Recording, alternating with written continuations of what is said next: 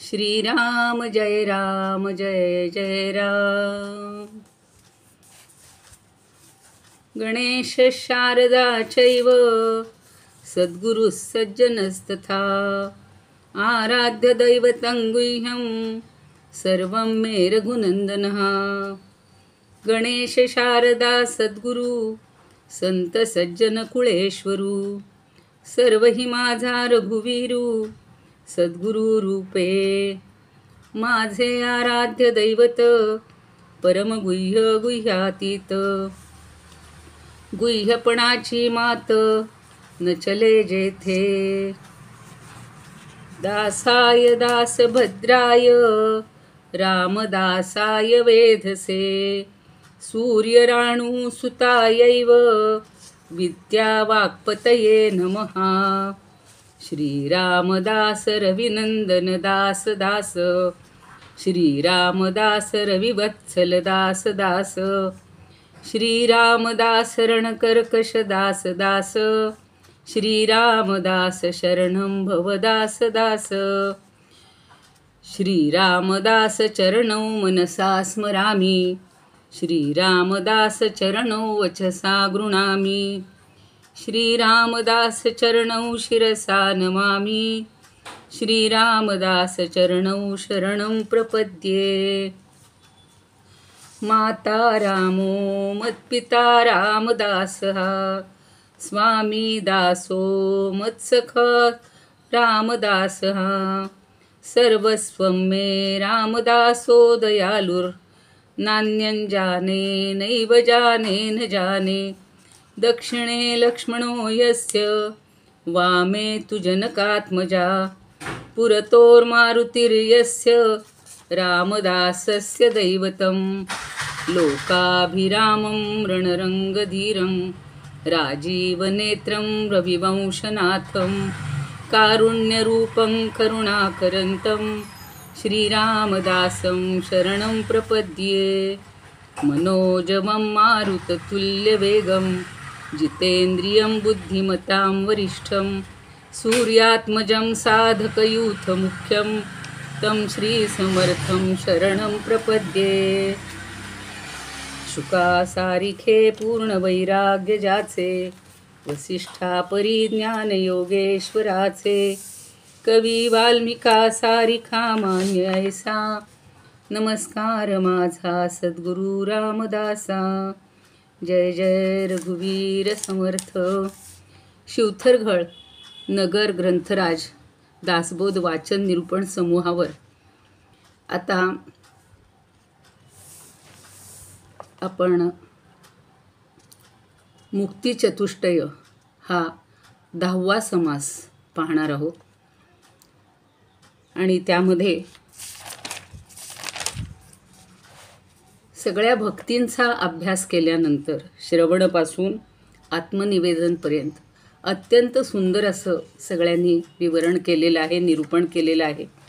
आणि आता हा शेवटचा समास आहे, तर हा समास या समासावर बोलण्याची मला संधी मिळाली म्हणून मी प्रथम श्रीरामांना, श्री समर्थांना, मारुतीरायांना वंदन करते। आणि तुम्ही श्रोते जगदीश मूर्ती, तेथे माझी व्युत्पत्ती किती, बुद्धिहीन अल्पमतीश सलगी करीते। आणि व्युत्पत्ती नाही, कला नाही, चातुर्य नाही, प्रबंध नाही, भक्तिज्ञान वैराग्य नाही, गौल्यता नाही वचनाची, ऐसा माझा वाग्विलास, म्हणून बोलते सावकाश, भावाचा भोगता जगदीश म्हणूनिया। अनेन प्रियतां देवो भगवान जानकीपती, श्रीरामचंद्र पूर्वेशाम अस्माकं कुलदैवतं। श्रोता वक्ता श्रीराम समर्थ। सर्व श्रोत्यांच्या हृदयस्थ परमात्म्याला वंदन करून माझ्या निरूपणाला प्रारंभ करणार आहे। योजना गंधाताईंनी समासाचं अतिशय मधुर अमृतवाणीनं वाचन केलेलं आहे। तत्पूर्वी स्वातीताईंनी रामवंदना खूप छान म्हटलेली आहे आणि ज्योत्स्नाताईंनी सुरुवातीला लावलेलं पदही फार सुंदर होतं।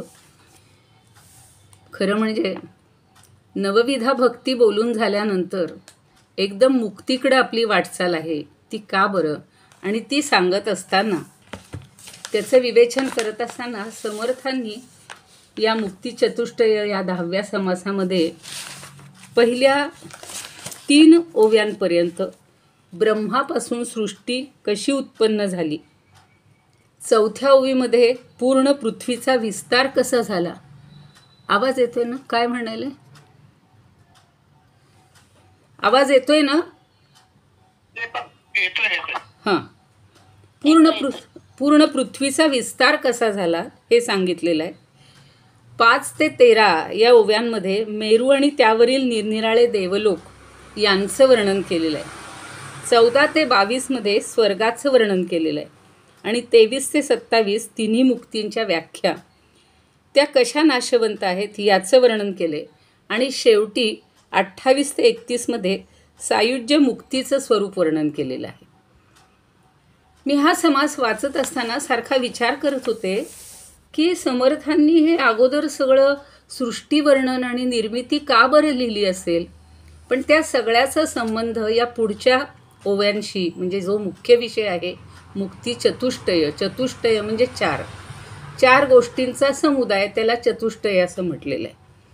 आता मुक्ती म्हणजे काय हो, तर आपल्या सगळ्यांना सामान्य माणसांना असं वाटत असतं की मृत्यूनंतर जीवाला त्याच्या कर्मानुसार ज्या विविध लोकांमधून जावं लागतं, म्हणजे स्वर्गलोक, मृत्यूलोक, पाताळलोक, या सगळ्याची यात्रा करावी लागते.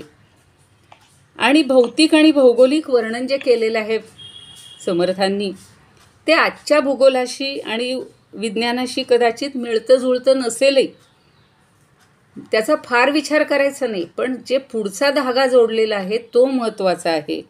आणि म्हणून पौराणिक ग्रंथांच्या आधारे समर्थांनी जे वर्णन केलेलं आहे ते जरा थोडक्यात सांगते, कारण त्याच्यावर जास्त मला भर द्यायचा नाही आहे. आपल्याला मुक्तींवर बोलायला वेळ मिळायला पाहिजे.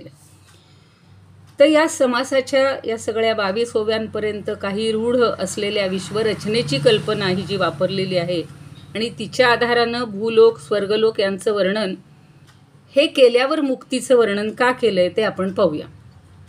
ओव्या वाचलेल्या आहेत त्यामुळं ओव्यांचा मी आता आधार घेणार नाही आहे, पण आपल्याला सगळ्यांना माहिती आहे की तो अहंकार वायुरूप तयावरी तेजाचे स्वरूप. खरं मूळ ब्रह्म हे निराकार आहे, आकाररहित आहे, अव्यक्त आहे. आणि त्यानं ही व्यक्त आणि साकार सृष्टी का बरं निर्माण केली, तर त्याच्यामध्ये एकदा स्फुरण निर्माण झालं. आणि स्फुरण म्हणजे अहंकार, आणि त्याच्यातून ही पंचमहाभूतात्मक सृष्टी निर्माण झाली. आणि याचा विचार खरं म्हणजे 8व्या दशकात, ज्ञानदशकात सगळा केलेला आहे. पण इथं थोडक्यात त्यांनी उल्लेख एवढ्यासाठी केला की अहंकाराचं स्फुरण हे शक्तिरूप असतं, त्यातून तेज प्रगटतं आणि तेजाच्या आधारानं जिकडं तिकडं पाणीच भरून राहतं. तर या तेजाच्या आधारे आवरणोदक दाटले आणि त्या पाण्याचा आधार घेऊन शेषानं आपल्या मस्तकावर पृथ्वी उचलून धरली. 56 कोटी योजने इतका पृथ्वीचा विस्तार आहे. समर्थांचा अभ्यास अगाध आहे, एवढा सगळा त्यांनी डिटेल सगळे सांगितलेले आहेत. आणि तिच्या भोवती 7 सप्तसमुद्र तर आपल्याला सगळ्यांना माहिती आहेत. त्या सागरांचा वेढा आहे, मध्यभागी मेरू पर्वत आहे, 8 दिशा पालक आहेत आणि ते सगळं अंतर वेढून रक्षण करत असतात. प्रचंड मेरू हा सोन्याचा पर्वत आहे. खूप ठिकाणी मेरू पर्वताचे उल्लेख आलेले आहेत, भागवतातही आलेले आहेत. आणि तोच आधार देत असतो. आणि ह्याची लांबी रुंदी सांगितलेली आहे की 84,000 योजने त्याची रुंदी आहे. त्याची उंची मोजणंच शक्य नाही. तो भूमीत 16,000 योजने आत गेलेला आहे. रक्षणासाठी त्याच्या भोवती लोकालोक पर्वताचा वेढा आहे. आणि अलीकडे हिमालय आहे. नुकतंच आम्ही आधी कैलास आणि ते जाऊन आलेलो आहे, त्यामुळे ही वर्णनं माझ्या डोळ्यासमोर दिसत आहेत. आणि तिथे जाताना सांगितलेलं होतं की सगळे पांडव जेव्हा जात होते हिमालयातून, त्यावेळेला सगळे पांडव गळून गेले आणि फक्त यमदेव आणि धर्म हे दोघंच पुढं गेले. कारण हिमालयातून जायला पुढे वाटच नाही. आत्तासुद्धा त्या कठीण अशा मार्गांनी आम्हाला प्रवास करावा लागला, कारण वाटेत सगळे सर्प त्या काळी असणार आहेत. आत्ता एवढे काही सर्प वगैरे दिसले नाहीत, पण बर्फाच्या थंड पाण्यानं आराम भोगणारे ते सर्प पर्वतासारखे दिसतात, कारण ते बर्फाच्या पाण्यात असे हे विहार करत असतात किंवा निवांत असतात. आता अलीकडच्या टोकाला बद्रिकाश्रम, बद्रीनारायण आहेत. आता आपल्या सगळ्यांनी बद्रीनारायण किंवा बद्रीनाथला जाऊन आले असतील, तर तिथे सगळे पूर्वीच्या काळी तपस्वी मोक्ष पावण्यासाठी देह ठेवण्यासाठी जात असत. जसं काशीसी जावे नित्य वदावे, तसं हे सगळे तपस्वी जात असत. आणि त्याच्या अलीकडे बद्री केदार आहे, केदारनाथ जे म्हणतो ते. आणि ते सगळं लहान थोर सगळे ते पाहण्यासाठी उत्सुक असतात. हा मेरू पर्वताचा एवढा विस्तार आहे. त्याच्या पठारावर किंवा सपाटीवर वाकड्या तिकड्या दिशांना 3 शिखरं आहेत. एक ब्रह्मा, विष्णू आणि महेश, म्हणजे आपण 3 लोक जे म्हणतो, ब्रह्मलोक, विष्णुलोक आणि महेशलोक, त्याचा इथे उल्लेख आहे. त्याचा उल्लेख पुढे येणार आहे. आणि त्या तिथं ब्रह्मा राहतो ते शिखर अगदी साधं पर्वताचं आहे, दगडांचं आहे. विष्णू राहतो ते शिखर पाचूचं आहे. आणि शंकर राहतो ते शिखर स्फटिकाचं आहे. ब्रह्मशृंग तो पर्वताचा, विष्णुशृंग तो मर्गजाचा, शिवशृंग तो स्फटिकाचा, कैलास नाम. आणि सगळ्यांना माहिती आहे की कैलास हे मोठं सगळ्यांच्या भावनेचं आणि श्रद्धेचंच ठिकाण आहे. विष्णूच्या शिखराचं नाव आहे वैकुंठ, ब्रह्मदेवाच्या शिखराचं नाव सत्यलोक आणि त्याच्या खाली अमरावती नावाचं इंद्राचं स्थान आहे. तिथे गण, गंधर्व, लोकपाळ असे आणि 33 कोटी देव राहतात. सप्त स्वर्ग, सप्त पाताळ असे 14 लोक मेरू पर्वतावर वसलेले आहेत. आपण लोकांची पण म्हणजे 14 लोकांची पण पूर्वी अभ्यास केलेला आहे किंवा पुढे येणार आहे. आणि तिथं खूप चिंतामणी आहेत, हिऱ्याच्या व परिसाच्या खाणी आहेत. तेथील जमीन सोन्याची असल्यानं सारखी लखलख करत असते. आणि ही नवरत्ना वसुंधरा म्हणतात तसं नवरत्नांची या पाषाण शिळा आहेत. अतिशय सुंदर प्रभा आजूबाजूला फाकलेली आहे. आणि सदा सर्व काळ या स्वर्गामध्ये आणि या लोकांमध्ये आनंद नांदत असतो. आणि तिथं जेवण नेहमी अमृताचंच असतं. दिव्य सुवास असलेली दिव्य फुलं असतात, अप्सरांपैकी अष्टनायिका असतात, गंधर्व यांचं गायन चालू असतं. आणि तिथं तारुण्य कधी शिवतच नाही, कोणाला रोग व्याधी कधी होतच नाहीत, म्हातारपण तर मुळीच नसतं आणि मरण तर मुळीच येत नाही. अशा एकापेक्षा एक सुंदर अशा सगळ्या तिथं गोष्टी आहेत. एकापेक्षा एक चतुर आहेत. आणि ज्यांच्या धैर्याला, औदार्याला, शौर्याला काही सीमा नाही असे लोक तिथं असतात.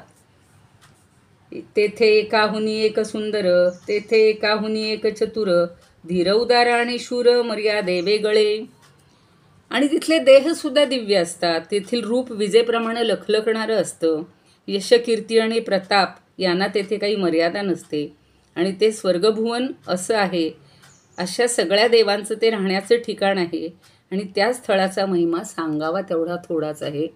आज खरं म्हणजे सुरुवात करताना मी विसरून गेले, आंतरराष्ट्रीय योग दिन आहे 11वा. आपल्या माननीय पंतप्रधानांनी 14 साली प्रथम त्याची घोषणा केली. 15पासून तो मान्य झाला आणि दिल्लीला तो प्रथम साजरा केला गेला, संपन्न केला गेला. आजही त्यांचं अभिभाषण म्हणू किंवा त्यांचं मार्गदर्शन सगळ्यांनी ऐकलं असेल की आपल्याला जर स्वस्थ आयुष्य जगायचं असेल तर योग ही आपल्या भारताचीच एक सुंदर अशी देणगी आहे, परंपरा आहे, योग आणि आयुर्वेद. आणि म्हणून हा आंतरराष्ट्रीय योग दिन आपण सगळेजण आजही संपन्न करत आहोत. सगळ्यांना सुख, स्वास्थ्य, संपन्न आयुष्य लाभू देत अशी मी रामाजवळ प्रार्थना करते. आणि आता खऱ्या या चतुष्टय ज्या हे आहेत मुक्ती, तर त्यांचा आपण जरा अभ्यास करूया. प्रत्येकाला स्वर्गाची हौस असते बघा. सगळ्या छोट्या छोट्या गोष्टीची सुखं आपल्याला हवी असतात. पण इथे जे आहे ते 3 पहिल्या ज्या मुक्ती आहेत त्या आपण पाहूयात. सलोकता. सलोकता ही मुक्ती ही स्थूल देहाची आहे. आपले हंसराज स्वामी संकेत कुबडीमध्ये सांगतात की सलोकता ही मुक्ती स्थूल देहाची आहे. त्या देहाची जागृती ही अवस्था आहे. आणि समीपता ही सूक्ष्म देहाची आहे. त्याची अवस्था स्वप्नाची आहे.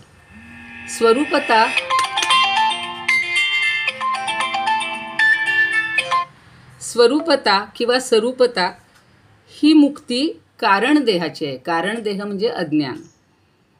आणि त्याची अवस्था सुषुप्तीची आहे आणि सायुज्यता ही महाकारण देहाची असून त्याची अवस्था उन्मनी असते. देहातीताला मुक्तीचं काहीच प्रयोजन नसतं. ज्यानं देहाच्या पलीकडे गेलेला आहे, जो देहामध्ये अडकलेला नाही, त्याला ह्या तिन्ही मुक्तींचा काही तसा प्रयोजन नसतं. कारण महाकारण वगैरे ही जी सायुज्यता ही जी मुक्ती आहे ती उन्मनी अवस्थेतली आहे आणि ती प्राप्त झाल्यानंतर आपल्याला या पहिल्या 3 मुक्तींची काहीही आवश्यकता वाटत नाही. मगाशी मी म्हटलं तसं समर्थांनी मृत्यूनंतर जीवाला त्याच्या कर्मानुसार ज्या विविध लोकांमधून जावं लागतं, आत्ता जे वर्णन केले घाईघाईमध्ये ते, तर स्वर्गलोक, मृत्यूलोक, पाताळलोक 14 लोक आहेत आणि शिवाय इंद्रलोक, ब्रह्मलोक वगैरे सगळे. तर या सगळ्या लोकांची आपल्याला यात्रा करावी लागते. त्याचं भौतिक आणि भौगोलिक वर्णन सगळं त्यांनी केलं आहे आणि त्यामुळं मुक्ती ही संकल्पना आपल्याला असं वाटतं सामान्यांना की मृत्यूनंतर मुक्ती किंवा मोक्ष. पण खरं म्हणजे मुक्ती म्हणजेच मोक्ष किंवा बंधन हे शब्द नेहमी आपण वापरत जरी असलो तरी आपल्याला बंधन कशाचं आहे तर वासनेचं बंधन आहे. वासनामुक्त होणं ही खरी मुक्ती आहे. दुःखातीत होणं, देहातीत होणं. आपण म्हणजे भक्त टप्प्याटप्प्यानं मुक्त होत असतो.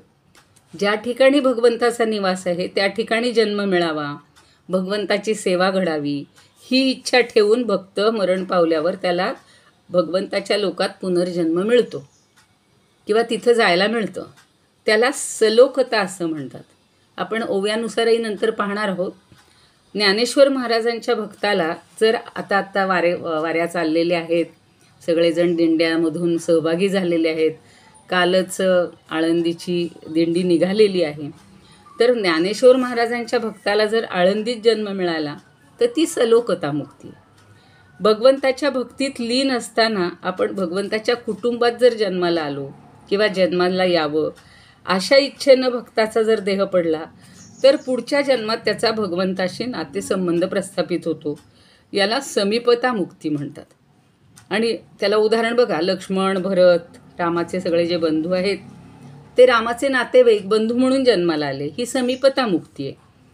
आणि भगवंत धर्मसंस्थापनेसाठी जन्माला येतो. संतसुद्धा भगवंताचे हे कार्य करण्यासाठी जन्माला येतात. सख्य भक्तीपर्यंत पोहोचलेला साधक मृत्यूनंतर श्री समर्थ तुकोबा यांच्याप्रमाणे धर्मसंस्थापनेसाठी जन्माला आले किंवा येतात. ती स्वरूपता मुक्ती आहे.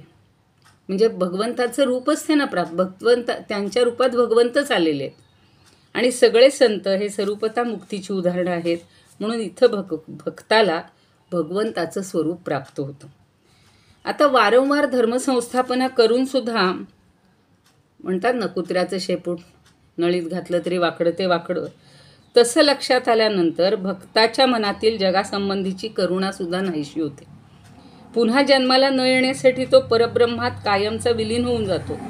याला सायुज्य मुक्ती. शेवटी बघा, या तात्पुरत्या मुक्ती, तात्पुरती सुख कुणालाच नको आहेत. परमनंट, कायम, चिरंतन असं अस्तित्व पाहिजे. आणि पहिल्या 3 मुक्ती ह्या जन्माला कारणीभूत आहेत. सायुज्यता ही मुक्ती प्राप्त झाली की भक्ताला पुन्हा जन्म घ्यावा लागत नाही. तरीसुद्धा त्याला मुक्ती का म्हटलं तर त्याचं कारण पुन्हा जन्माला येणं भक्ताच्या स्वाधीन असतं. शिवाय पुन्हा जन्माला येऊन भक्त इंद्रियांच्या पातळीवरील जीवन जगू इच्छित नाही. त्याची फक्त भगवत प्राप्तीची आणि लोककल्याणाची वासना शिल्लक राहते. त्यामुळं सायुज्य मुक्तीमध्ये ही वासना फक्त शिल्लक राहत नाही, वासनाही शिल्लक राहत नाही. म्हणून तिला सर्वश्रेष्ठ मुक्ती असं म्हटले. आपण हरिपाठ सगळेजण म्हणतोच. ज्ञानदेव काय म्हणतात? देवाची द्वारी उभा क्षण भरी, तेणे मुक्तिचारी साधी येल्या. हरिमुखे म्हणा, पुण्याची गणना कोण करी. आता तो क्षणभरीवर खूप जणांनी विवेचन केलेलं आहे. पण देवाच्या द्वारी आपण एक क्षणभर जरी उभं राहिलं, फक्त नुसतं देहाने उभं राहायचं नाही हो, तर शरीरानं न राहता श्रद्धा भक्ती अंतःकरणानं देवळात पाऊल ठेवलं आणि समोर भगवंत प्रत्यक्ष आहे हा दृढ विश्वास जर ठेवला, जिथं भगवंत आहे तेच वैकुंठ लोक आहे किंवा तोच वैकुंठ लोक आहे आणि साहजिकच हा भाव असलेल्याला सलोकता मुक्ती मिळते. भगवंताच्या समोर राहण्यामुळं समीपतेचा लाभ मिळतो. देवळात मन तदाकार राहिल्यामुळं सरूपतेचा लाभ होतो. आणि देहभान जर हरपलं गेलं तर त्या क्षणात सुद्धा सायुज्यता मुक्ती मिळते, असं ज्ञानदेवांनी म्हटलेलं आहे. आता बाबा बेलसरे काय म्हणतात की मोक्षयती ती दुःखम अनेन मुक्ती, म्हणजे सगळ्या प्रकारच्या दुःखांपासून, बंधनांपासून, वासनांपासून आपल्याला किंवा अज्ञानापासून सुटण्याची, मोकळं होण्याची जी अवस्था, तिला मुक्ती. आपल्याकडे षडदर्शनं झालेली आहेत. कालच सुंदर असं आत्मनिवेदनावर आसावरीताईंनी विवेचन केलेलं आहे आणि त्या षडदर्शनांचाही उल्लेख आपण थोडाफार पाहिलेला आहे की वेगवेगळ्या दर्शनांनी वेगवेगळं नाव दिलेलं आहे. कोणी त्याला कैवल्य म्हटलं, आता योग आणि सांख्यांनी कैवल्य म्हटलेलं आहे. मोक्ष म्हणतात, निर्वाण म्हणतात, अपवर्ग म्हणतात, निःश्रेय असं म्हणतात. आणि वेगवेगळ्या दर्शनांनी हे शब्द जे उच्चारले आहेत त्यांच्या दृष्टीनं मुक्तीच्या वेगवेगळ्या कल्पना आहेत. पण समर्थांनी मात्र आपल्याला अतिशय सोप्या भाषेत या 4 मुक्तीच्या संकल्पना सांगितलेल्या. खरं म्हणजे उपनिषद आणि वेदापासूनच ह्या सगळ्याचे सुरुवात झालेली आहे. अमृतत्वाची प्राप्ती, आपल्याला बाकीची नकोच आहे कुठली प्राप्ती, ही कल्पना उपनिषदांनी वारंवार मांडलेली आहे. किंवा बौद्ध आचार्यांनी सुद्धा निर्वाण कल्पनेचा पुरस्कार केलेला आहे. सांख्य आणि योग यांनी आता मी सांगितलं तसं कैवल्य हे मोक्षाचं स्वरूप, आणि न्यायवर्णन वगैरे जे आहे, न्यायदर्शन, ते अपवर्ग असं म्हणतात. मीमांसक प्रपंच संचय विषयो मोक्ष, हा म्हणजे प्रपंचाच्या संबंधी जो विषय आहे त्याचा मोक्ष असं प्रतिपादन करतात. आणि अद्वैत वेदांती म्हणतात की अविद्यास्तमयोः मोक्षः, अविद्यारूपी अंधकाराचा नाश, मोक्ष म्हणजे नाश, नष्ट होणं, अंधकार नष्ट होणं म्हणजे मोक्ष. आणि भक्तरूप जीवात्म्याने भगवत स्वरूप परमात्म्याशी तादात्म्य अनुभवणं हे मुक्तीचं प्रधान लक्षण आहे. समर्थ हे वेदांतीच आहेत, आपण नेहमी त्यांचा अभ्यास करताना म्हणत असतो आणि म्हणून त्यांना ही मुक्तीची व्याख्या मान्य आहे. आता आपण एक एक मुक्तीचा अभ्यास करूया अधिक सखोलमध्ये, किंवा जे समर्थांनी हे मानलेले आहेत ते. पण भक्ती आणि मुक्ती या दोहोंचं जे नातं आहे ते मात्र मला सांगावंसं वाटते की चढत चढत चढत जात श्रवणापासून आत्मनिवेदनपर्यंत आपण ही जर भक्ती मन लावून केली असेल, आत्मनिवेदन म्हणजे आपलं समर्पण, आत्मनिवेदनाशी मुक्तीचं खूप जवळचं नातं आहे. म्हणजे आत्मनिवेदन झालं की बरोबर मुक्ती प्राप्त होणारच आहे. म्हणून म्हटलंय बघा, भक्ती वेगळे जे ज्ञान, भक्ती वेगळे जे ज्ञान, तेथे कैचे समाधान, तेथे कैचे समाधान. म्हणून भक्ती पंथासी लागा, म्हणून भक्ती पंथासी लागा, प्रेम राघोबासी मागा, प्रेम राघोबासी मागा. भक्ती ज्ञानाची माऊली, भक्ती ज्ञानाची माऊली, भक्तीपासूनी मुक्ती झाली, भक्तीपासूनी मुक्ती झाली. भक्ती सर्वांगी प्रगटे, भक्ती सर्वांगी प्रगटे, तरी हा केशव स्वामी भेटे, तरी हा केशव स्वामी भेटे. भक्ती वेगळे जे ज्ञान, तेथे कैचे समाधान, तेथे कैचे समाधान. अगदी थोडक्यात एक एक वाक्यात पुन्हा सलोकता, समीपता आणि स्वरूपता, सायुज्यतेचं सांगते आणि मग ओव्यानुसार घेते की भगवंताचे भक्त ज्या लोकात वास्तव्य करतात आणि जिथं भगवंताचं सगुण दर्शन सतत होतं ती सलोकता मुक्ती आहे. आणि समीपता म्हणजे पशु, पक्षी, अलंकार, माळा वगैरेंच्या रूपानं भगवंताच्या जवळ राहण्याची जी संधी मिळते त्याला समीपता असं म्हणतात. मला दत्ताचं गाणं आठवत होतं हे ऐकत असताना, वाचत असताना. गाय उभी ही माय होऊनी, पुढे वासरू पाहे वळुनी, कृतज्ञतेचे श्वान विचारे, पायावर झुकले मला हे, दत्तगुरु दिसले मला हे, दत्तगुरु दिसले. प्रत्येक देवतेचं वाहन आहे बघा. आपल्याला सगळ्यांना माहिती आहे, गणपती म्हणलं की उंदीर, शंकर म्हणलं की नंदी, देवी म्हणलं की सिंह, वाघ, आणि हे दत्ताचं असं वर्णन सगळं आहे. तर त्याच्या सान्निध्यात राहायला मिळणं हे सामिप्य या सगळ्यांना मिळतं. अशा खूप कथा आहेत, पण आता आपल्याला थोडंसं धावतंच सांगायचं आहे. आणि सरूपता म्हणजे भगवंताच्या चिंतनानं भगवंतासारखं रूप होऊन त्याच्या पार्षदांमध्ये म्हणजे निकटच्या सेवकांमध्ये स्थान मिळणं ही सरूपता मुक्ती आहे. आणि सायुज्यता म्हणजे काय, तर उपासना, ह्या 3 प्रकारच्या मुक्ती किंवा उपासना भक्ती करता करता आपला अभिमान पूर्णपणे गळून जाऊन भगवंताशी तदाकार होऊन जाणं ही सायुज्य मुक्ती आहे. समर्थांनी याच मुक्तीला खरी मुक्ती मानले. आणि तत्त्वज्ञानदृष्ट्या सुद्धा तेच तर्कशुद्ध आहे. निरतिशय प्रेम हाच या भक्तीचा प्राण आहे. आणि भगवंतावर भक्ती करता करता भक्तच भगवत स्वरूप होऊन जातो.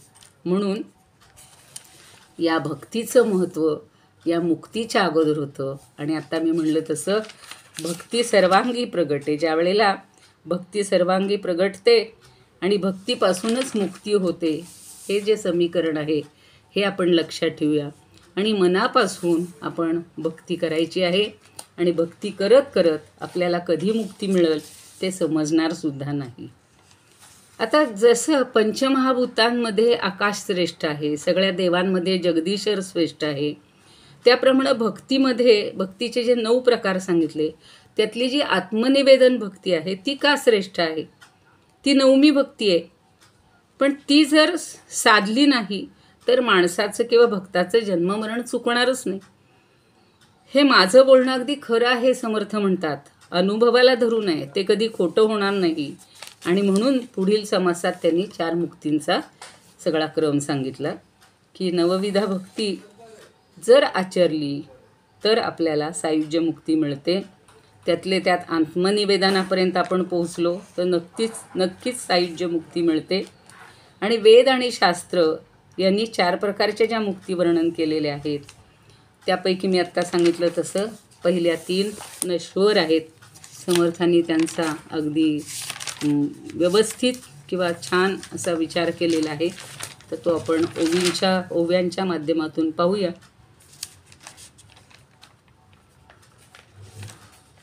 23-22पर्यंत मगाशी सांगितलं तसं सगळं सृष्टीचं आणि ब्रह्मांडाचं वर्णन केलेलं होतं. उपनिषदांमध्ये सुद्धा, मुंडकोपनिषदामध्ये सुद्धा म्हणलेले बघा, कामान्यः कामयते मन्यमानाः स कामम अभिजायते तत्र तत्र पर्याप्त कामस्य कृतात्मनः तु इहैव सर्वे प्रविलयन्ति कामाः. जेव्हा मनामध्ये कामना लक्षात ठेवून उपासना केली जाते तेव्हा माणसाला पुन्हा पुन्हा जन्म घ्यावा लागतो. आणि त्याच्या उलट निष्काम अशी जर भक्ती केली तरी या जन्मातच मुक्ती मिळते. त्याच्यासाठी आपल्याला जनक राजाचं सगळ्यात छान असं उदाहरण आहे, माहिती आहे. समर्थ मनाच्या श्लोकात सुद्धा बघा त्या मुक्तीचा कसा हलकेपणानं उल्लेख करतात. देहादिक प्रपंच हा चिंतियेला, परी अंतरी लोभ निश्चित ठेला, हरी चिंतने मुक्तिकांता वरावी, सदा संगती सज्जनाची धरावी. कशी करायची आहे भक्ती आणि कशी मिळवायची आहे मुक्ती, तर हा देहाचा सगळा देह प्रपंच हा जो सगळा चिंतनाचा आपला विषय असतो. आणि त्यामुळं काय होत असतं तर अंतरंगामध्ये लोभ निर्माण होतो. त्यापेक्षा परमेश्वराचं किंवा हरीचं चिंतन जर आपण केलं आणि मुक्तिरूपी कांता वरावी, किती छान शब्द वापरलेला आहे की आपल्याला मुक्ती ही कांतेसारखी प्राप्त करायची आहे. कांता जशी प्रिय असते तिच्यासाठी सगळे तिचे आपण लाड पुरवत असतो, तसं ही मुक्तिरूपी कांता वरावी आणि त्यासाठी सदा संगती सज्जनाची धरावी. किंवा हा अनंत हे परब्रह्म कसं आहे ते 150व्या श्लोकात ते म्हणतात. नसे पीत ना श्वेत ना श्याम काही, नसे व्यक्त अव्यक्त ना नीळ काही, म्हणे दास विश्वासता मुक्तीला आहे, मना संत अनंत शोधून पाहे. आता सगळे रंग दिलेले आहेत, त्या रंगावरही खूप आहे बोलण्यासारखं. आपण आत्ता बोलणार नाही की ते पिवळं नाही, पांढरं नाही, काळं नाही, अव्यक्त नाही, निळंही नाही. पण समर्थ असं म्हणतात की श्रद्धा ठेवली, विश्वास ठेवला तर त्याचं दर्शन होतं आणि आपल्याला मुक्ती मिळते. तेव्हा हे मना अशा परब्रह्माचा तू शोध घे. म्हणून आपण आता या 4 प्रकारच्या मुक्ती पाळणार आहोत. येथे ज्या देवाचे भजन करावे, तेथे ते देवलोकी राहावे, स्वलोकता मुक्तीचे जाणावे लक्षण ऐसे. सोप्या शब्दात अगदी सांगतात की सलोकता मुक्तीचं लक्षण काय आहे हो. तर या जगातील वास्तव्यात ज्या देवाची आपण उपासना करतो, प्रत्येकाची आराध्य दैवत वेगळं असतं आणि त्या देवाच्या लोकात मृत्यूनंतर राहायला मिळतं. म्हणजे त्याच्या लोकात सलोकता, स म्हणजे बरोबर, त्याच्या लोकामध्ये आपल्याला राहायला मिळतं, असं हे पहिलं लक्षण आहे. मग त्याच्यामध्ये मगाशी जे सगळे संदर्भ आलेत, वैकुंठ, सत्यलोक, कैलास किंवा ब्रह्मलोक, इंद्रलोक, जे सगळे लोक आलेत, विष्णुलोक, तर त्या लोकामध्ये जायला मिळतं. कैलास लोकात मृत्यूनंतर जीवाला स्थान मिळतं. सहज हे कोणत्या लोकात कधी मिळतं याच्यासाठी मी स्तोत्रांचा जरा अभ्यास केला आणि मला अख्खं पुस्तकात प्रत्येक ठिकाणी म्हटलेलं आहे की हा लोक मिळेल, तो मिळेल. आता शंकराचीच 10-5 स्तोत्र आहेत, अगदी थोडक्यात म्हणते. विद्याश्रियं विपुल सौख्यम अनंत कीर्तिम, संप्राप्य देह विलये लभते च मोक्षम. असं मोक्ष मिळतो असं म्हणलेलं आहे. वाराणसीचा जो पुरपती आहे त्याचं जर शिवाचं स्तवन केलं तर. आणि विश्वनाथाष्टकं पुण्यम यः पठेत शिवसन्निधौ, शिवलोक मनाप्नोती, शिवलोक मनाप्नोती, शिवेन सह मोदते. अहो तिथं शिवलोकच मिळतो आणि शिवाबरोबर म्हणजे सामिप्यही त्यात आहे, तो आनंदित राहतो. किंवा चंद्रशेखर अष्टक आहे. चंद्रशेखर एव तस्य ददाती मुक्तिमन्नता, शतायुरन्ते शिवलोकमेति पठन्ति शृणुते मनुजः, सदा शिवपुरीं वसते लभते मुदम. त्याला शिवपुरीला राहायला मिळतं. उमामहेश स्तोत्र म्हणलं तर, किंवा विश्वनाथ लिंगाष्टक, शिवपंचाक्षर, या सगळ्यामध्ये शिवलोक ममाप्नोती, शिवेन सह मोदते ह्या ओळींची पुनरावृत्ती शंकराचार्यांनी केलेली आहे. किंवा बिल्वष्टकातही म्हणतात सर्व पाप विनिर्मुक्त शिवलोकम वाप्नुयात. हरिस्तोत्रात म्हणतात म्हणजे विष्णूच्या, स विष्णोर्विशोकम ध्रुवम याति लोकम, जरा जन्मशोकम पुनर्विंदतेनो. जरा जन्मशोक सगळं निघून जाते आणि तो विष्णू लोक प्राप्त करतो. इदम यस्तु चित्तम समाधाय चित्तम, पठेदष्टकम कष्टहारे मुरारे. श्रीकमलापत्यष्टक स्तोत्र त्यात. हरिपदाष्टकमेतदनुत्तमं, परमहंसजनेन समीरित्यं, पठती अस्तु समाहितचेतसा, व्रजती विष्णुपदं स नरो ध्रुवम. ज्याला विष्णुपद पाहिजे तो तिथे म्हणजे त्याला सामिप्य पण मिळणार आहे. ते पुढं सांगणार आहे आता. प्रातस्मरणं श्रीरामचंद्रस्य यश्लोक पंचकमिदं प्रयतः पठेति, नित्यं प्रभात समये पुरुष प्रबुद्धः, श्रीराम किंका जनेषु स एव मुख्यः. म्हणजे रामाचा अगदी तो किंकर असला तरी सुद्धा तो मुख्य ठरेल. भूत्वा प्रयाति हरिलोक मनन्य लभ्यम. मग त्याला जो रामाचं अष्टक म्हणेल त्याला हरिलोक प्राप्त होईल आणि तो स्वतः अनन्य अशी हे त्याला मिळेल. आणि भवांबुदी निधीम तेपि तीर्थवांतकाले हरेरालयम शाश्वतम प्राप्नुवंती. पांडुरंग अष्टक आज खरं म्हणायचं होतं, ते आपण पुढच्या एकादशीला म्हणणार आहे. की त्याला हरीचं आलय प्राप्त होतं म्हणजे सामिप्य प्राप्त होतं किंवा तो लोक प्राप्त होतो. आणि गोविंदाष्टकात पण म्हणतात परम विष्णू स्थानम रजसी खलु वैकुंठ भुवनम. विष्णूचं जे श्रेष्ठ स्थान आहे त्या वैकुंठ भुवनाला गोविंदाष्टक म्हणलं तर जायला मिळतं. म्हणजे देवाची भक्ती कशीही करा तुम्ही तिथपर्यंत पोहोचता. आता 24मध्ये म्हणतात लोकी रहावे ते स्वलोकता, समीप असावे ते समीपता, स्वरूपची भावे ते स्वरूपता, तिसरी मुक्ती. अहो, दुसऱ्या तिसऱ्या मुक्तीबद्दल आता सांगतायत की देवलोकात राहायला मिळणं याला सलोकता सांगितलं आता, पण देवाच्या जवळ राहायला मिळणं याला समीपता मुक्ती म्हणतात, आणि ही दुसरी मुक्ती आहे. देवाचं रूपच आपल्याला प्राप्त व्हावं ही स्वरूपता, आणि ती तिसरी मुक्ती आहे. समीपता आणि स्वरूपता. थोडा समीप म्हणजे जवळ, आणि स्वरूप म्हणजे देवाचंच रूप, आपल्याला देवासारखं रूप प्राप्त होणं, अशी ही तिसरी मुक्ती आहे. आता ते अथर्वशीर्षात आपण म्हणतो बघा, अष्टौ ब्राह्मणान सम्यक ग्राहयित्वा सूर्यवर्चस्वी भवती, म्हणजे सूर्यासारखा तेजस्वी होतो, म्हणजे त्याचं सामीप किंवा त्याचं रूप प्राप्त होतं. आणि प्रातस्मरणात म्हणतात, प्रातःसमुत्थाय शिवं विचिन्त्य लोकत्रयं येनुदिनं पठन्ति, ते दुःखजातं बहुजन्म संचितं हित्वा पदं यान्ति तदेव शंभोः. सगळं दुःख जे आहे अनेक जन्मात मिळवलेलं ते सगळं दूर होतं आणि आपण शंभूच्या पदापर्यंत पोहोचतो. तर भगवंताचं रूप प्राप्त होणं म्हणजे स्वरूपता 2 शब्दांचा उल्लेख केलेला आहे. तर जरी भगवंताचं रूप प्राप्त झालं नाही किंवा झालं तरीसुद्धा काय मिळत नाही त्याचा उल्लेख मात्र समर्थ आवर्जून करतात. देवर स्वरूप झाला देही श्रीवत्स कौस्तुभ लक्ष्मी नाही, स्वरूपतेचे लक्षण पाही ऐसे असे. अहो, त्याच्यासारखं रूप मिळेल पण त्याच्याजवळची जी सगळी खरी त्याची संपत्ती आहे, ऐश्वर्य आहे, ते नाही आपल्याला मिळू शकत.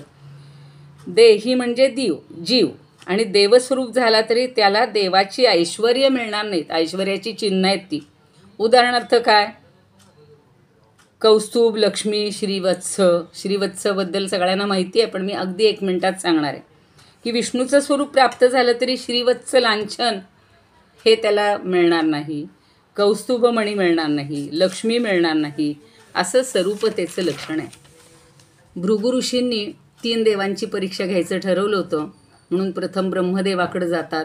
ब्रह्मदेवाला वाटतं हे आपले पिताच आहेत, त्यांनी जरी आपली नाही काही प्रार्थना केली तरी ते थोडीशी माफ करतात. पण शिवाला राग येतो, तो त्यांच्यावर क्रुद्ध होतो, आणि जेव्हा विष्णू लक्ष्मीसह पहुडलेले असतात तिथे हे भृगु ऋषी जातात, आणि त्यांना असं वाटतं की हा आपल्याच ह्याच्यामध्ये सुखात मग्न आहे, म्हणून त्यांनी त्याच्या छातीवर वक्षस्थळावर लाथ मारलेली.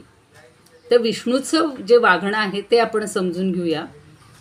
तो लगेच उठतोय, त्यांची क्षमा मागतोय, त्यांचे चरण धरतोय आणि म्हणतो की मला आपण येणार हे माहिती नव्हतं किंवा तुम्ही आल्याचं मला समजलं नाही, माझं तुमच्याकडे दुर्लक्ष झालं, तर तुम्ही मला क्षमा करा.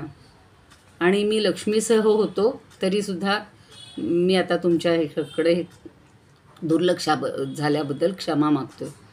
तर त्यांना भृगु ऋषींना खूप आनंद झाला की एवढी, आणि पुन्हा तुमची काय सेवा करू, तुम्हाला काय देऊ, इतकं सगळं तो प्रेमाने विचारतो. म्हणून ते श्रीवत्स लांछन म्हणजे त्या आपल्या वक्षस्थळावर लक्ष्मीचे जे ठिकाण आहे, स्थान आहे, तिथं हे लांछन, आपण लांछन शब्द म्हणतो की वाईट गोष्ट, पण ते त्यांनी मिरवलं आयुष्यभर, मग ते नाही आपल्याला कोणाला मिळणार.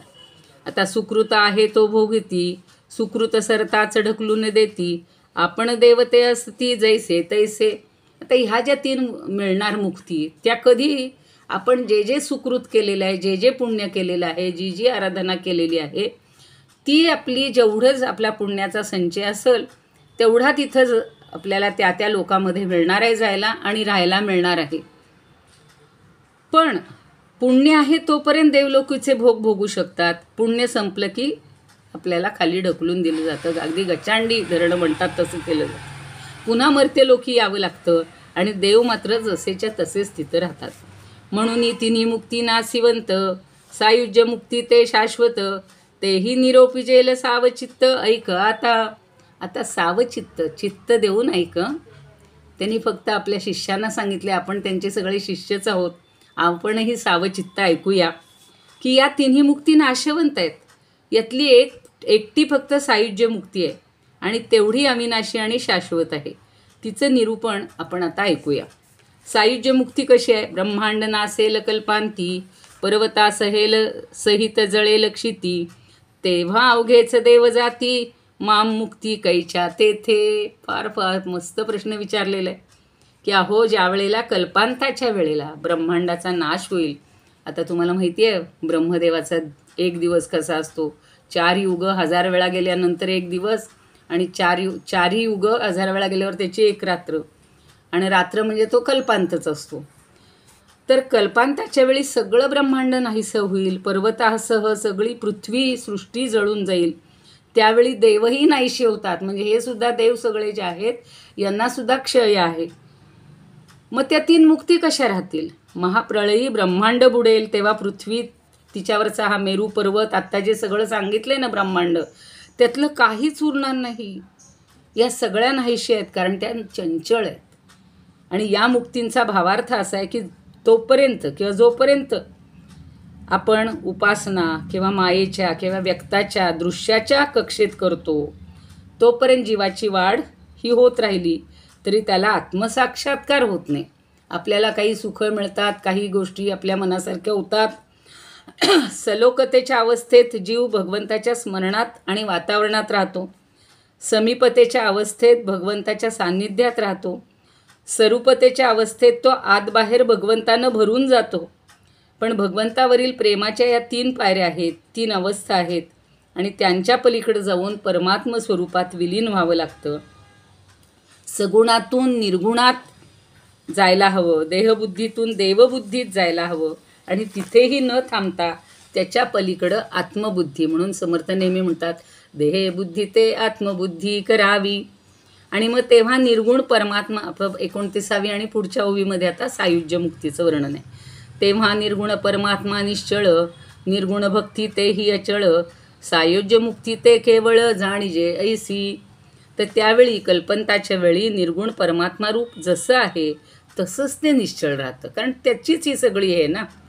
तोच सर्व आहे, काही करत नसून निर्गुण निराकार असून सगळी त्याची शक्ती आहे, त्याचं सामर्थ्य आहे. आणि म्हणून निर्गुणाची भक्तीसुद्धा निश्चल असते, ती सायुज्य मुक्ती.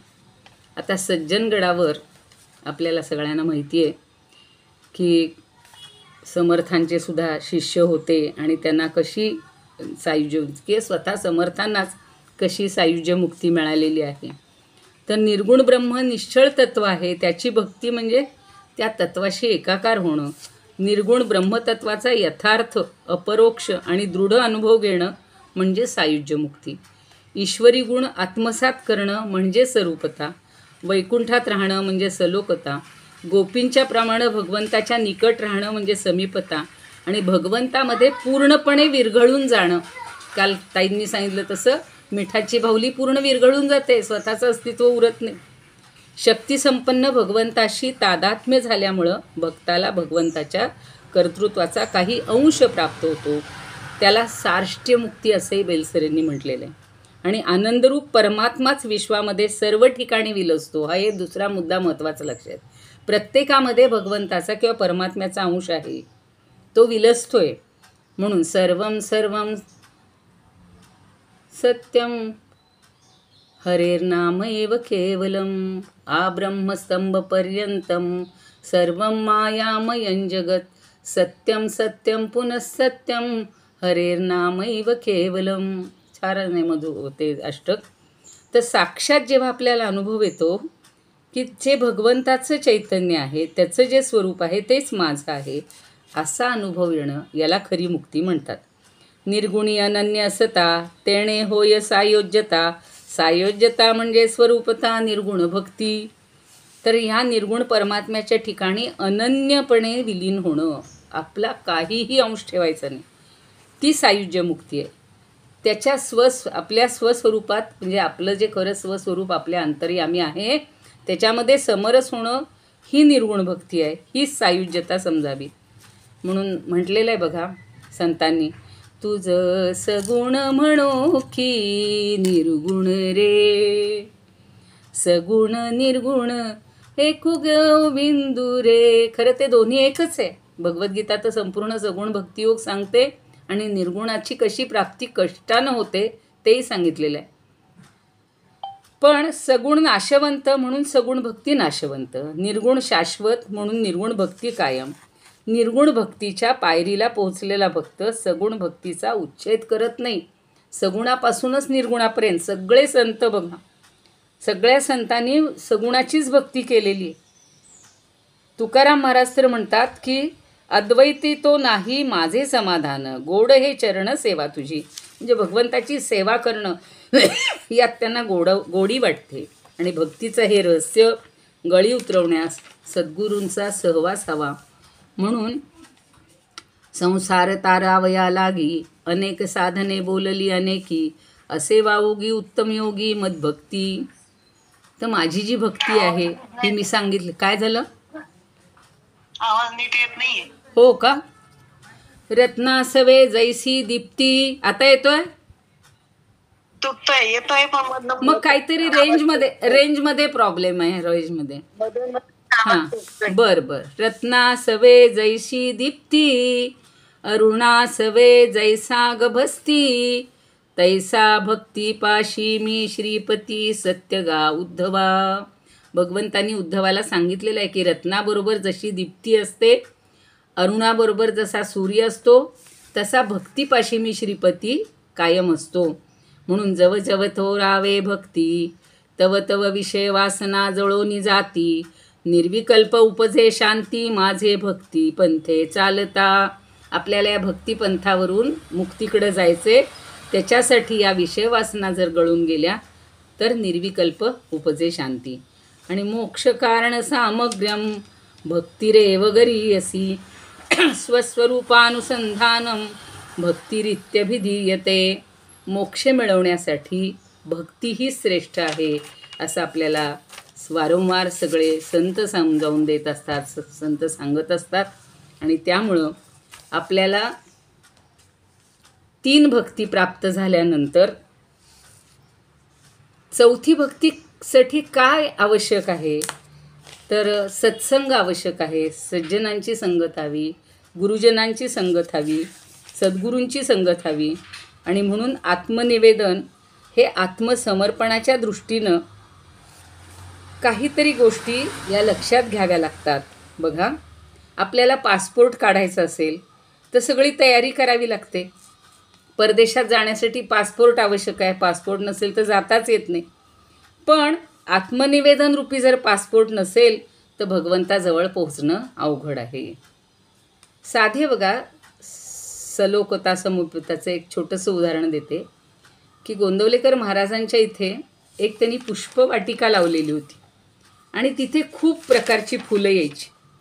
तर ती फुलं सगळे त्यांचे सेवक तिथे त्या भगवंताच्या म्हणजे समाधी मंदिरामध्ये आणत असायचे. तर त्यांना तिथपर्यंत जायला मिळणं ही सलोकता आहे. पण त्यातले काही हार केले जायचे, मग ते समाधीला आणि त्यांच्या प्रतिमेला लावले जायचे. तर ती समीपता त्यांना प्राप्त झाली. पण त्याच्यातलीच काही अगदी जे जवळचे आहेत, चांगली फुलं आहेत, ती अगदी समाधीवर वाहिली जातात आणि म्हणून त्यांना त्यांचंच रूप प्राप्त होतं. आणि शेवटचं जे आहे ते सायुज्यता, म्हणजे त्याच्याशी ते जोडले जातात. तर 2 फुलंच फक्त तिथे असतात आणि ती म्हणजे त्यांचे शिष्य ब्रह्मानंद आणि दुसरे जे शिष्य आहेत ते. तर ही सायुज्यता आपल्याला रोजच्या व्यवहारामध्ये सुद्धा आढळते. मला कल्याण स्वामींचं उदाहरण जास्त आठवतं की सायुज्य मुक्तीचं काय अगदी आत्यंतिक महत्त्वाचं उदाहरण जर असेल तर समर्थांवर त्यांची किती श्रद्धा होती. आपण त्यांचे खूप उदाहरणं पाहिलेली आहेत. पण समर्थांनी त्यांना भूम परांडा तिकडं कार्यासाठी पाठवलेलं आहे. आणि ज्या वेळेला समर्थ याच्यामध्ये राममय झाले, रामामध्ये विलीन झाले, त्यावेळेला त्यांना ते काहीतरी आंतरिक समजले आणि ते जेव्हा इकडं भेटायला आले त्यावेळेला समर्थांना म्हणते की मी नसताना आपण का असं देह ठेवला किंवा का राममय झालात. तर समर्थांनी त्या समाधीतनं त्यांना दर्शन दिलेलं होतं. आणि पुढची गोष्ट अशी की समर्थांच्या अस्थी चाफळच्या वृंदावनात, तुळशी वृंदावनात ठेवलेल्या होत्या आणि कल्याणाने सांगितलं होतं की मी सांगितल्याशिवाय त्या अस्थी काढायच्या नाहीत. 30 वर्ष त्या केशव स्वामींना त्यांनी सांगितलं होतं निक्षून, 30 वर्ष त्या जतन केल्या. एक दिवशी केशव स्वामींना वाटतं की आता किती दिवस ठेवायचे, आता काढूया. म्हणून त्यांनी तिथून त्या फक्त काढल्यात वृंदावनातून, डोक्यावर घेऊन आता येणार होते, यांना दाखवणार होते आणि पुढचा प्रवास होता अस्थि विसर्जनाचा.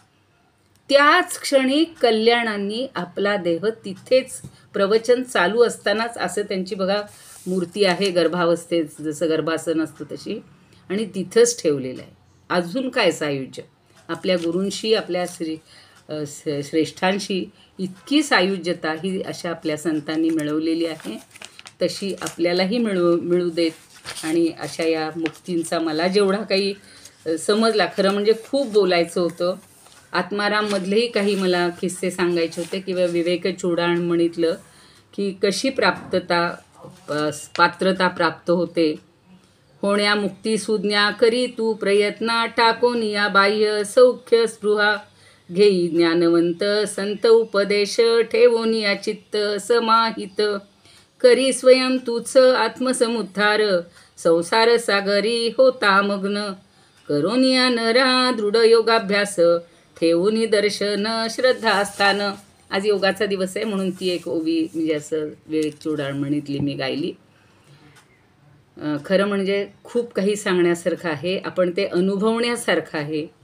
आपण सगळेजण या 3 भक्तींचा अभ्यास करत आहोत, श्रवणापासून आत्मनिवेदनापर्यंत पोहोचलेले आहोत. पण आता त्याच 9 भक्तींच्या साहाय्यानं आपल्याला या 3 मुक्ती पार करून सायुज्य मुक्तीची वाट आपण प्राप्त करूया. सायुज्य मुक्तीसाठी प्रयत्न करूया.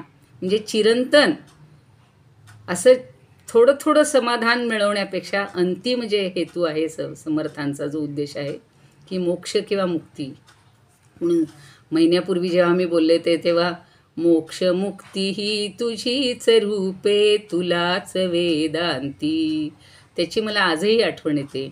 आणि ही सगळी वेदांतानं सांगितलेली ही मुक्तीची वाटचाल आपल्याला रामरायांनी करू द्यावी, समर्थांनी आपल्याला मार्ग दाखवावा. आपण सगळ्यांनी त्यांच्यावर दृढ विश्वास ठेवूया. आणि मला ही संधी दिल्याबद्दल मी पुन्हा एकदा सगळ्यांबद्दल कृतज्ञ आहे. भोंकाका तर नेहमी आवर्जून सांगत असतात म्हणजे सवडीनं करा. आणि आम्ही अगदी ह्याच्याहून आलो, प्रवासाहून आलो, तरीसुद्धा ही माझ्यासाठी आजची तारीख ठरवलेली आहे. म्हणजे भगवंतानी सगळी योजना केलेली असते की तुम्हाला कशात अडचण नको, म्हणून आपण ही सगळी अशीच वाटचाल करत राहूया. सर्वांना शुभेच्छा देते पुन्हा एकदा या योगदिनाच्या आणि सायुज्य मुक्तीपर्यंत पोहोचण्यासाठी. रामरायाला आपण नतमस्तक होऊया, प्रार्थना करूया. जय जय रघुवीर समर्थ. श्रीराम जय राम जय जय राम.